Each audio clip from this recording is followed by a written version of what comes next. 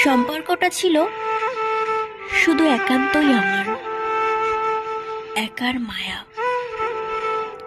যেখানে ছিল শুধু চাহিদা।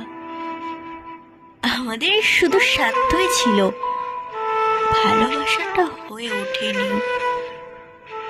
আমি চেয়েছিলাম সবার সাথে, বিশেষ করে তোমার সাথে একান্তই শুধু তোমাকে নিজের করে পাওয়া। আমি ভেবেছিলাম যে আমার তোমার দূরত্বটা যেন না থাকুক, থাকুক শুধু তোমার আমার, আমাদের ভালোবাসা,